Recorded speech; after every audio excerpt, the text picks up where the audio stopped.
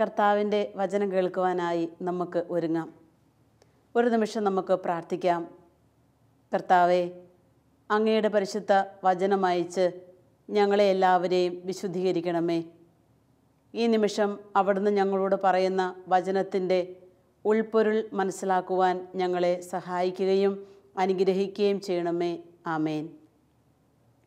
നമ്മളിന്ന് ധ്യാന വിഷയമാക്കുന്ന സുവിശേഷ ഭാഗം വിശുദ്ധ മത്തായി എഴുതിയ സുവിശേഷം 26-ാം അധ്യായം 49 മുതലുള്ള തിരുവചനങ്ങളാണ്.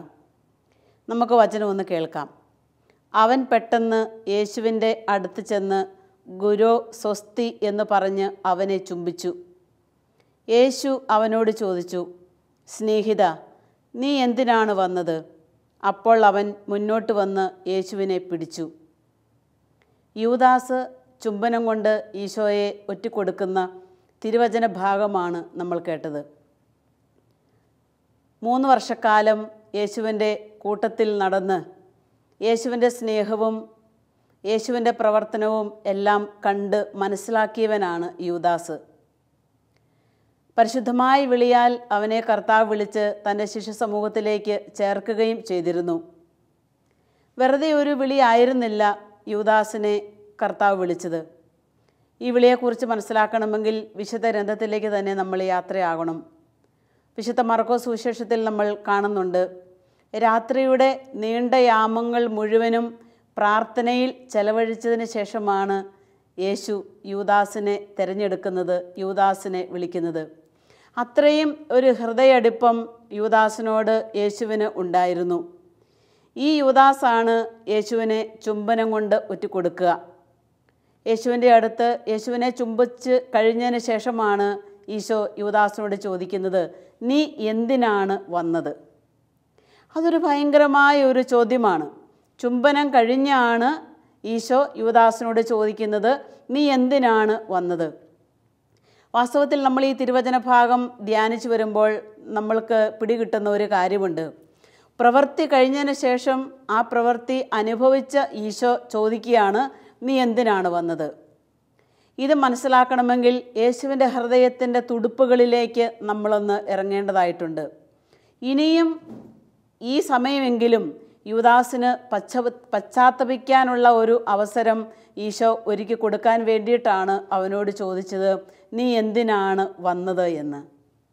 നമ്മുടെ ഓരോ പ്രവൃത്തികളിലും ഇങ്ങനെ തന്നെയാണ് ഈശോ നമ്മളോട് ചോദിക്കുന്നത്.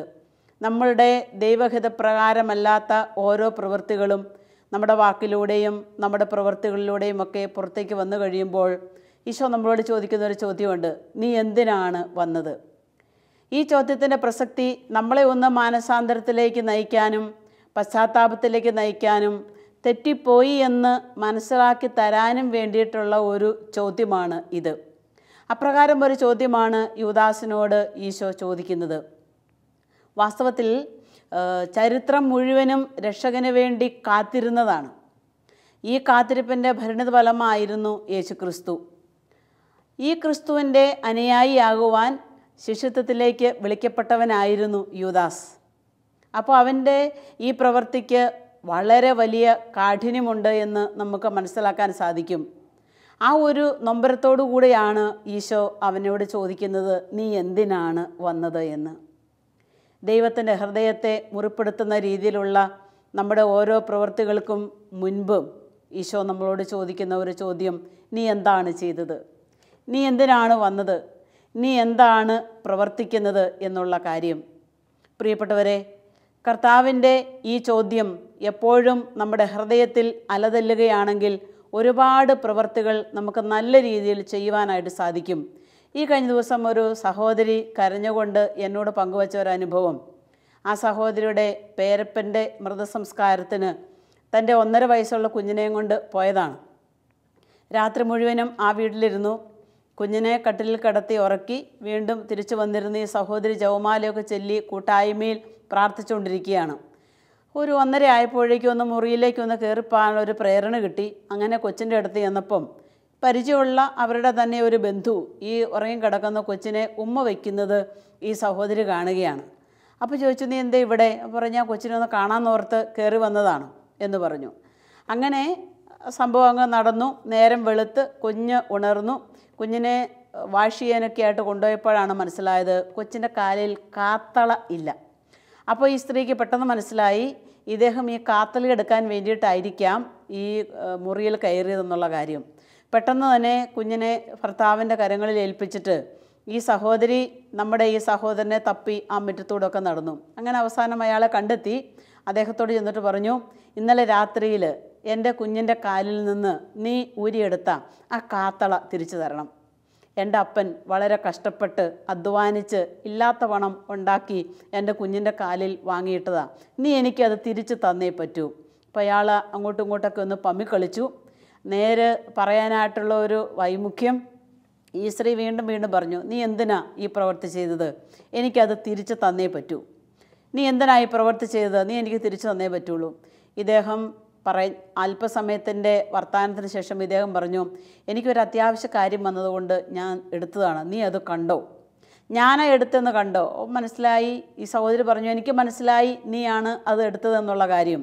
അങ്ങനെ അധികം പിടിവലിക്കാനൊന്നും പോയില്ല. ഈ കാത്തള പോക്കറ്റിൽ നിന്നെടുത്ത് ഈ സഹോദരിയുടെ കരങ്ങളിൽ കൊടുത്തു.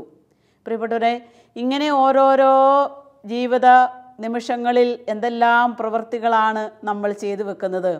അത് കണ്ടിരുന്നത് കൊണ്ട് സംശയം തോന്നി. സംശയം തോന്നിയത് കൊണ്ട് ചേച്ചി പറഞ്ഞു, ആ കാത്തള എൻ്റെ കൊച്ചിൻ്റെ കാലിൽ കിടന്നത് തിരികെ തന്നാലും എന്നുള്ള കാര്യം. കർത്താവിനെ നമ്മൾ നമ്മുടെ ഓരോ പ്രവൃത്തികളിലൂടെയും ഇതുപോലെ ഒറ്റിക്കൊടുക്കുന്നുണ്ട് എന്നുള്ള കാര്യത്തിൽ സംശയമില്ല. യൂദാസ് കർത്താവിനെ ഒറ്റിക്കൊടുത്തത് അവൻ്റെ പേരിന് വേണ്ടിയിട്ടും നിലനിൽപ്പിന് വേണ്ടിയിട്ടും സമ്പത്തിന് വേണ്ടിയിട്ടുമൊക്കെ ആയിരുന്നു എന്നുള്ള കാര്യം നമുക്കറിയാം. ഈ യൂദാസിനെ പോലെ നമ്മളുടെയൊക്കെ ജീവിതത്തിൻ്റെ ഓരോ നിമിഷങ്ങളിലും നമ്മളും യേശുക്രിസ്തുവിനെ ഒറ്റിക്കൊടുക്കുന്നുണ്ട്. ഈ ഒറ്റിക്കൊടുക്കലിൽ ഈശോ വേദനയോടുകൂടെ നമ്മളോട് ചോദിക്കുന്നുമുണ്ട്, നീ എന്തിനാണ് വന്നത് എന്നുള്ള കാര്യം. യേശു ഈ സംഭവത്തിന് യൂദാസ് ഒറ്റിക്കൊടുക്കുന്നതിന് തൊട്ടു മുമ്പാണ് യേശു ശിഷ്യന്മാരോട് പറഞ്ഞത്, പ്രലോഭനത്തിൽ ഉൾപ്പെടാതിരിക്കണമെങ്കിൽ നിങ്ങൾ ഉണർന്നിരുന്ന് പ്രാർത്ഥിക്കണം. ഈശോ അവർക്കൊരു മുന്നറിയിപ്പ് കൊടുത്തതാണ്, ഒരു താക്കീത് കൊടുത്തതാണ്. ഉണർന്നുള്ള പ്രാർത്ഥനയില്ലെങ്കിൽ നീ ഇപ്രകാരമുള്ള വലിയ പാപത്തിലേക്ക് വീഴും എന്നുള്ള കാര്യം ഈശോ അറിയിപ്പ് നൽകിയതാണ്. പക്ഷേ അതനുസരിക്കാനായിട്ട് സാധിച്ചില്ല. അതിനുവേണ്ടി സമയം കൊടുക്കാനായിട്ട് അവൻ മുതിർന്നില്ല. അതുകൊണ്ട് എന്തേ കർത്താവിനെ ഒറ്റിക്കൊടുക്കുവാനായിട്ട് അവൻ മുൻപോട്ട് വരികയാണ് ചെയ്യുന്നത്. നമ്മുടെ ജീവിതത്തിലും തിന്മയായിട്ടുള്ള പ്രവൃത്തികളിൽ പെടാതിരിക്കുവാൻ യേശു ഓരോ നിമിഷവും നമുക്കെല്ലാവർക്കും മുന്നറിയിപ്പ് നൽകിക്കൊണ്ടാണ് ഇരിക്കുന്നത്. പ്രലോഭനത്തിൽ ഉൾപ്പെടാതിരിക്കാൻ ഉണർന്നിരുന്ന് പ്രാർത്ഥിക്കുവിൻ. ഈ പ്രാർത്ഥന എന്ന് എപ്പോൾ എവിടെ വെച്ച് നമ്മുടെ ഉള്ളിൽ നിന്ന് ഇല്ലാതായിത്തീരുന്നോ അന്ന് യേശുവിനെ ഒറ്റിക്കൊടുക്കുന്ന രീതിയിലുള്ള പ്രവൃത്തികൾ നമ്മൾ ചെയ്യും. ഒരു വീടിൻ്റെ അന്തരീക്ഷത്തിലാണെങ്കിൽ അവിടെ നിന്നുകൊണ്ട്, അതല്ലെങ്കിൽ നമ്മൾ ജോലി സ്ഥലത്താണെങ്കിൽ അങ്ങനെ, കൂടപ്പിറപ്പുകളോടാണെങ്കിൽ അങ്ങനെ, ഏതെല്ലാം രീതിയിൽ നമുക്ക് സാധ്യതകൾ നമ്മുടെ കൺമുൻപിൽ തെളിഞ്ഞു വരുന്നോ അവിടെയൊക്കെ ഇത്തരത്തിലുള്ള പ്രവൃത്തികളിലേക്ക് നമ്മൾ പോകാനായിട്ടുള്ള സാധ്യതയുണ്ട്. അതുകൊണ്ടാണ് വിശുദ്ധ ലൂക്ക എഴുതിയ സുവിശേഷം 10-ാം അധ്യായം 23-24 തിരുവചനങ്ങളിൽ യേശു പറഞ്ഞു വെച്ചത്, നിങ്ങൾ കാണുന്ന കണ്ണുകൾ ഭാഗ്യമുള്ളവ, എന്തെന്നാൽ അവ കാണാനായിട്ട് അനേകം പ്രവാചകന്മാരും രാജാക്കന്മാരും ആഗ്രഹിച്ചു, എന്നാൽ കണ്ടില്ല, അവരത് കേട്ടുമില്ല. അനേകം രാജാക്കന്മാരും പ്രവാചകന്മാരും കാണാനും കേൾക്കാനും ആഗ്രഹിച്ചത് നിങ്ങൾ കണ്ടു എന്ന് ഈശോ തൻ്റെ ശിഷ്യ സമൂഹത്തെ നോക്കി പറയുമ്പോൾ, യേശുവിൻ്റെ ശിഷ്യ സമൂഹത്തിൽ ഒരാളാണ് ഞാനും നീയും എന്നുള്ള കാര്യം വിസ്മരിക്കേണ്ടതില്ല. Hallelujah, hallelujah. യേശു സമൂഹത്തിലേക്ക്, യേശുവിൻ്റെ ശിഷ്യത്വത്തിലേക്ക് വിളിക്കപ്പെട്ട നമ്മൾക്ക് ഒരുപാട് ഭാഗ്യം ഇന്നു വരെയുള്ള ജീവിതം കൊണ്ട് ദൈവം നമുക്ക് തന്നിട്ടുണ്ട്. അവിടുത്തെ കാണാൻ, വിശുദ്ധ കൂദാശകളിലൂടെ കർത്താവിനെ കാണാൻ, തിരുവചനത്തിലൂടെ അവിടുത്തെ അനുഭവിക്കുവാൻ, തിരുവചനത്തിലൂടെ ജീവിതത്തിൽ പരിവർത്തനം വരുത്തുവാൻ ഒരുപാട് ഭാഗ്യം ദൈവം നമുക്ക് തന്നിട്ടുണ്ട്. ഈ കഴിഞ്ഞ ദിവസം ഞാനൊരു മരിച്ച വീട്ടിൽ പോയി പ്രാർത്ഥിക്കാനായിട്ട് പോയപ്പോൾ അമ്മച്ചിയുടെ ശവശരീരത്തിന് അരിയിരിക്കുന്ന അപ്പച്ചനെ ഒന്ന് ആശ്വസിപ്പിക്കാൻ വേണ്ടി ചെന്നപ്പോൾ അപ്പച്ചൻ എന്നോട് സ്നേഹപൂർവ്വം പറഞ്ഞു, സിസ്റ്ററെ, എല്ലാ കാര്യങ്ങളും നന്നായി ചെയ്തിട്ടാണ് അവൾ കർത്താവിൻ്റെ ഭവനത്തിലേക്ക് പോയേക്കുന്നത്. ഭാഗ്യമുള്ളവളാണിവൾ. ഭാര്യയെ നോക്കിക്കൊണ്ട് ഭർത്താവ് പറയുകയാണ്, ആ മൃതശരീരത്തിലേക്ക് നോക്കിക്കൊണ്ട് പറയുകയാണ്, കണ്ണ് ഈർന്നണിഞ്ഞിട്ടുണ്ട്, ഇവൾ ഭാഗ്യമുള്ളവളാണ്. ഞാൻ ചോദിച്ചു, എന്തേ അപ്പച്ച? പറഞ്ഞു, 6 മക്കളെ ഞങ്ങൾ വളർത്തി വലുതാക്കി, എൻ്റെ ഒപ്പം നിന്നു, ഒരുപാട് അനുഭവങ്ങൾ ഞങ്ങളുടെ ജീവിതത്തിൽ ഞങ്ങൾ പങ്കിട്ടു. നോക്ക്, ഇതുപോലെയുള്ള ഓരോരോ അനുഭവങ്ങൾ ദൈവം നമുക്ക് തരുന്നുണ്ട്. അനേകർ കാണാൻ ആഗ്രഹിച്ചത് നമ്മളായിട്ട് കണ്ടുകൊണ്ടിരിക്കുക, അനേകർ കേൾക്കാനായിട്ട് ആഗ്രഹിച്ചത് കേൾക്കാനായിട്ടുള്ള ഭാഗ്യം ദൈവം നമുക്ക് തന്നുകൊണ്ട് ഇരിക്കുകയാണ്. അപ്പോൾ ഈ ഭാഗ്യത്തിനെല്ലാം അകത്ത് നിന്നുകൊണ്ടാണ് നമ്മളുടെ പ്രവൃത്തികൾ വഴി നമ്മൾ ദൈവത്തെ ഒറ്റിക്കൊടുക്കുന്നത്, സഹോദരങ്ങളെ ഒറ്റിക്കൊടുക്കുന്നത്. ഈ കഴിഞ്ഞ ദിവസം ധ്യാനിക്കാനായിട്ട് വന്ന ഒരു സഹോദരൻ പറഞ്ഞു, ചേട്ടനും അനുജനും കൂടെ തമ്മിലുള്ള വസ്തു തർക്കത്തിൽ ഇവർ കോടതിയിൽ പോയി, കേസ് നടന്നുകൊണ്ടിരിക്കുകയാണ്. അവസാനം ചേട്ടൻ അനുജനെ നോക്കിക്കൊണ്ട് കോടതിയിൽ വെച്ച് പറഞ്ഞൊരു കാര്യം ഈ സഹോദരൻ എന്നോട് പറഞ്ഞു. ചേട്ടൻ അനുജനെ നോക്കിക്കൊണ്ട് പറഞ്ഞു, നീ എൻ്റെ ആരുമല്ല. ഈ സഹോദരനെ സംബന്ധിച്ച് അത് വലിയ വിഷമമായി, വലിയ സങ്കടമായി. നീ എൻ്റെ ആരുമല്ല. സ്വന്തം രക്തബന്ധത്തെ നോക്കിക്കൊണ്ട് സ്വന്തം രക്തം പറയുകയാണ്, നീ എൻ്റെ ആരുമല്ല. ഇതൊരു വലിയൊരു സങ്കടമാണ്. ഈ സഹോദരൻ പറയാണ്, എൻ്റെ സ്വന്തം സഹോദരൻ തന്നെ സിസ്റ്ററെ എന്നെ ഒറ്റിക്കൊടുത്തു, അല്ല എന്നെ തള്ളിപ്പറഞ്ഞു. അത് വലിയൊരു ദുഃഖമാണ്. ഒരു മനുഷ്യനെ സംബന്ധിച്ചിടത്തോളം സ്വന്തം സഹോദരങ്ങളാൽ തള്ളിപ്പറയപ്പെടുന്നത് വലിയ ദുഃഖമാണ്. തൻ്റെ ശിശു സമൂഹത്തിലേക്ക് ചേർത്ത് വെച്ച യൂദാസ് ചെയ്ത അതേ പ്രവൃത്തി മറ്റൊരു മാനത്തിലൂടെ നമ്മളിന്ന് നമ്മുടെ ജീവിതത്തിൽ ചെയ്തുകൊണ്ട് ഇരിക്കുകയാണ് ചെയ്യുക. അതുകൊണ്ടാണ് ഈശോ പറഞ്ഞത്, ഞാൻ നിങ്ങളോട് പറയുന്നു, ഒരൊറ്റ കാര്യം ഈശോ നമ്മോട് പറയുന്നുള്ളൂ, നിങ്ങൾ പരസ്പരം സ്നേഹിക്കണം. ഈ സ്നേഹത്തിൻ്റെ കുറവുള്ളിടത്ത് ഒറ്റിക്കൊടുക്കലുകൾ ഒരുപാട് പ്രാവശ്യം വന്ന് വീഴാനായിട്ടുള്ള സാധ്യതകൾ കൺമുൻപിൽ കണ്ടുകൊണ്ടാണ് യേശു സംസാരിക്കുന്നത്. നിങ്ങൾ സ്നേഹിക്കുന്നവരാണെങ്കിൽ സ്നേഹം മറ്റെല്ലാ പ്രവൃത്തികളെയും മൂടിക്കളയും. സ്നേഹമില്ലാതെ പോയി കഴിയുമ്പോഴാണ് ഇത്തരത്തിലുള്ള പ്രവൃത്തികളിലേക്ക് നമ്മൾ കടന്നു പോവുക. നിയമാവർത്തന പുസ്തകത്തിൻ്റെ 4-ാം അധ്യായത്തിൽ 9-ാമത്തെ തിരുവചനം ശ്രദ്ധേയമാണ്. നിങ്ങളുടെ കണ്ണുകൾ കണ്ട കാര്യങ്ങൾ മറക്കാതിരിക്കാനും ജീവിതകാലം മുഴുവൻ അവ ഹൃദയത്തിൽ നിന്ന് മായാതിരിക്കാനും ശ്രദ്ധിക്കുവിൻ. മോശ ഇസ്രായേൽ ജനത്തോട് പറയുന്ന വാക്കുകളാണിത്. ഇസ്രായേൽ ജനത്തെ നയിച്ചു കൊണ്ടുവന്ന ഓരോ വഴികളും തൻ്റെ ജനത്തിന് മനസ്സിലാക്കി കൊടുത്തിട്ട് മോശ അവരോട് പറയുകയാണ്. നിയമാവർത്തന പുസ്തകത്തിൻ്റെ 4-ാം അധ്യായത്തിൻ്റെ 9-ാമത്തെ തിരുവചനം, നിങ്ങളുടെ കണ്ണുകൾ കണ്ട കാര്യങ്ങൾ മറക്കാതിരിക്കണം, ജീവിതകാലം മുഴുവൻ അവ ഹൃദയത്തിൽ നിന്ന് മായാതിരിക്കാനും ശ്രദ്ധിക്കണം. ദൈവം തന്ന ജീവിത അനുഭവങ്ങളെ വിസ്മരിക്കരുത് എന്നാണ് തിരുവചനം ഇവിടെ നമ്മളെ പഠിപ്പിക്കുക. കടന്നു വന്ന വഴികൾ മറക്കുന്നവൻ വളരെ പെട്ടെന്ന് തന്നെ യേശുവിനെ ഒറ്റിക്കൊടുക്കാനും സഹോദരങ്ങളെ ഒറ്റിക്കൊടുക്കാനും അവൻ പെട്ടെന്ന് തന്നെ മുതിരും. കടന്നു വന്ന വഴികൾ മറക്കരുത് എന്ന് ഇസ്രായേൽ ജനത്തോട് മോശ പറഞ്ഞ് പഠിപ്പിച്ച് കൊടുക്കുന്ന തിരുവചന ഭാഗമാണ് നമ്മൾ ഇവിടെ കാണുന്നത്. ഇന്ന് ലോകത്തിലേക്ക് നമ്മൾ നോക്കുമ്പോൾ ഒറ്റിക്കൊടുക്കാനും ഒറ്റപ്പെടുത്താനുമായിട്ട് വെമ്പൽ കൊള്ളുന്ന മനുഷ്യരെ നമ്മൾ കാണുകയാണ്. ഈ ഒരു സംസ്കാരത്തിലാണ് ഒറ്റിക്കൊടുക്കുന്നവനെയും ഒറ്റപ്പെടുത്തുന്നവനെയും എല്ലാം ചേർത്ത് പിടിക്കുന്ന യേശുവിൻ്റെ സ്നേഹത്തിൻ്റെ ആ മാഹാത്മ്യം അടങ്ങിയിരിക്കുന്നത്. ഇന്ന് നമ്മുടെ ഭവനങ്ങളിലും നമ്മുടെ സമൂഹത്തിലുമൊക്കെ ഒറ്റപ്പെടുന്ന അനേകരുണ്ട്, അല്ലെങ്കിൽ ഒറ്റിക്കൊടുക്കപ്പെടുന്നവരുണ്ട്. അവരെയൊക്കെ ഒന്ന് നമ്മുടെ ചങ്കോട് ജീവിതത്തോട് ഒന്ന് ചേർത്ത് പിടിക്കാൻ നമുക്ക് സാധിച്ചുവെങ്കിൽ യേശു സ്നേഹിച്ചതുപോലെയാണ് സ്നേഹിക്കുന്നത് എന്ന് പറയുവാനായി നമുക്ക് സാധിക്കും. യേശു അപ്രകാരം യൂദാസിനെ തൻ്റെ ഹൃദയത്തോട് ചേർത്ത് പിടിച്ചതുകൊണ്ടാണ് യേശു യൂദാസിനോട് ചോദിച്ചത്, നീ എന്തിനാ വന്നത്? നീ എന്തിനാ വന്നത്? അവസാന നിമിഷം പോലും പശ്ചാത്താപത്തിലേക്കും അനുതാപത്തിലേക്കും മാടി വിളിക്കുന്ന ഗുരുവിൻ്റെ വലിയ സ്നേഹത്തിൻ്റെ ആഴം ഇവിടെ നമ്മൾ കാണുകയാണ്. വലിയ സ്നേഹത്തിൻ്റെ ആഴം. ഭാര്യയും ഭർത്താവും തമ്മിൽ വഴക്കിട്ടിട്ട് 1 മാസത്തോളം മിണ്ടാതെ നടക്കുകയാണ് ഇവർ രണ്ടുപേരും. അവരുടെ വീട്ടിൽ 3 ചെറിയ മക്കളുണ്ട്. അതിൽ മൂത്ത കുഞ്ഞ് പറഞ്ഞ ഒരു കാര്യം ശ്രദ്ധേയമാണ്. പപ്പയും മമ്മിയും കൂടെ തമ്മിൽ മിണ്ടിയിട്ട് 1 മാസക്കാലമായി. പക്ഷേ എല്ലാ കാര്യങ്ങളും അങ്ങോട്ടും ഇങ്ങോട്ടും ഒക്കെ ചെയ്യുന്നുണ്ട്. ക്രിസ്ത്യൻ ധ്യാനത്തിൽ സംബന്ധിച്ചുകൊണ്ടിരുന്ന ഈ കുഞ്ഞ് പറയുകയാണ്, പപ്പയും മമ്മിയും തമ്മിൽ മിണ്ടാത്തത് കൊണ്ട് വീട്ടിലൊരു സുഖമില്ല, ഒരു സന്തോഷമില്ല.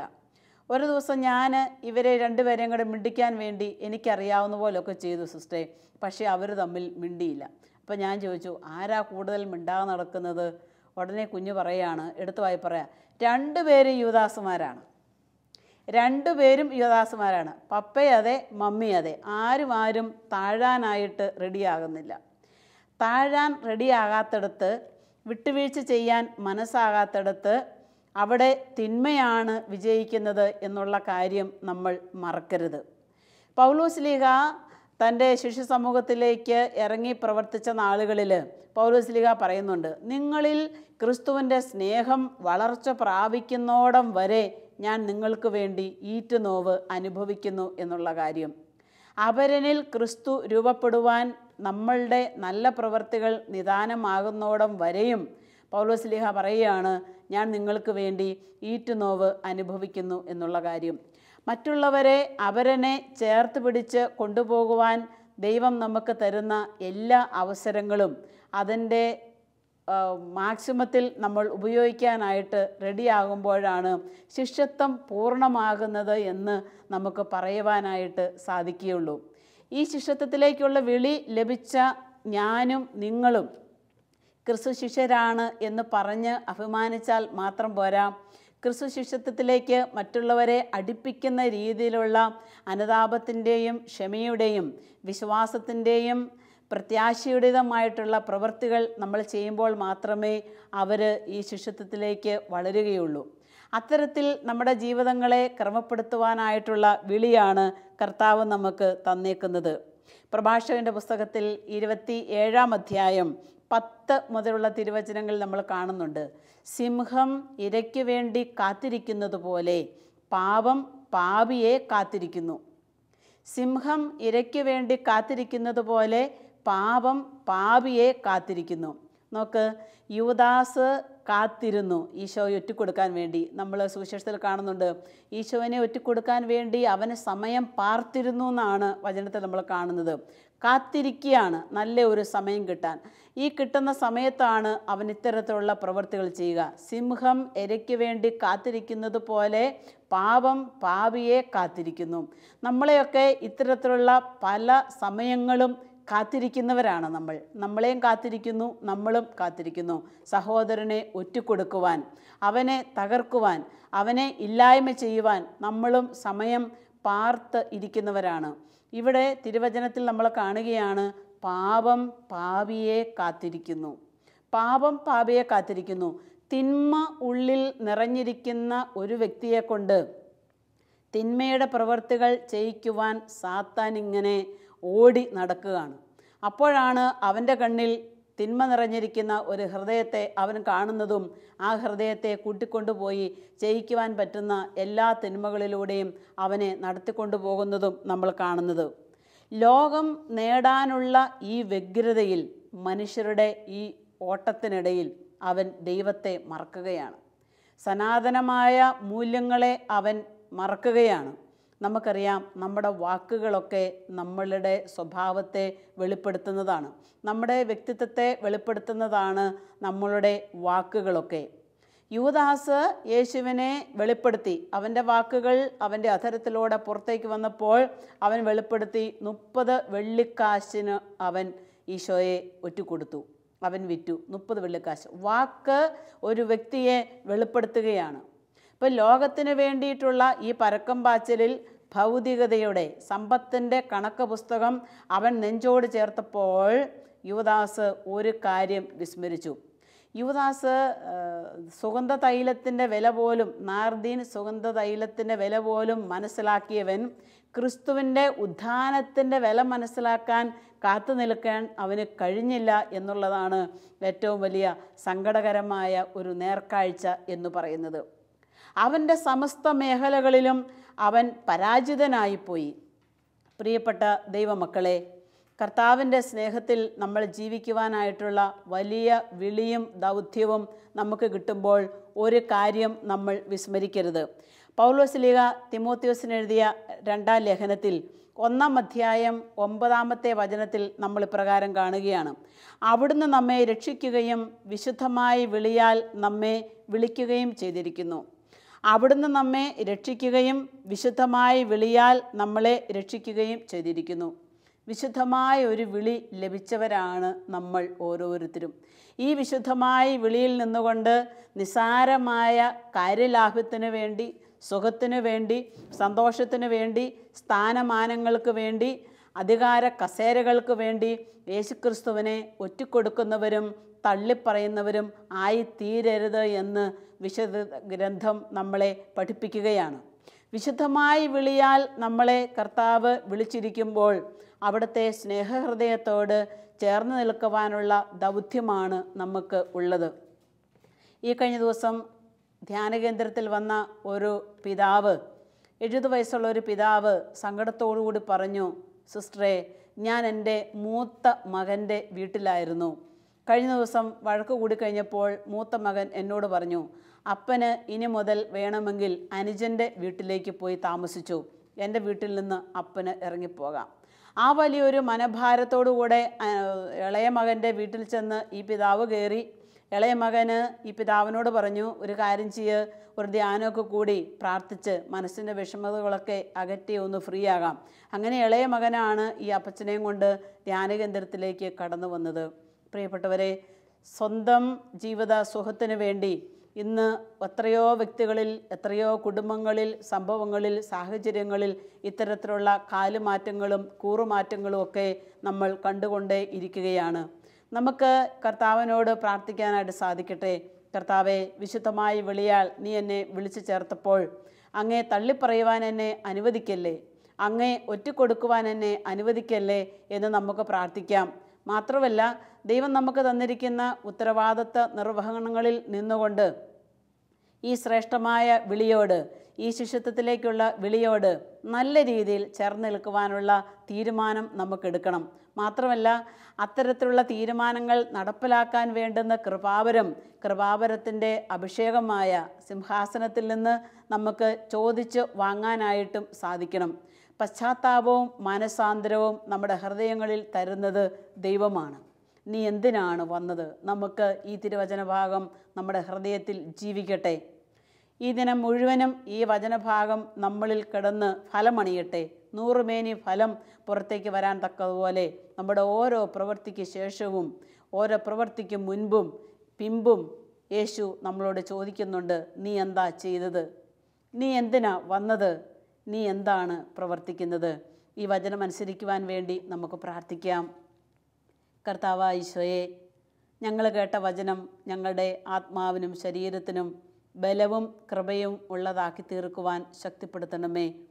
ഞങ്ങൾ ചെയ്യുന്ന ഓരോ പ്രവൃത്തിയുടെയും ആ വലിയ തിന്മയുടെ ആ ഭാരം ഹൃദയത്തിൽ നിന്ന് ഇറക്കിവിടാനും നന്മ പ്രവർത്തിച്ച് നന്മയുള്ളവരായി ജീവിക്കുവാനും ഞങ്ങളെ എല്ലാവരെയും പഠിപ്പിക്കുകയും സഹായിക്കുകയും ചെയ്യണമേ. ആമേൻ.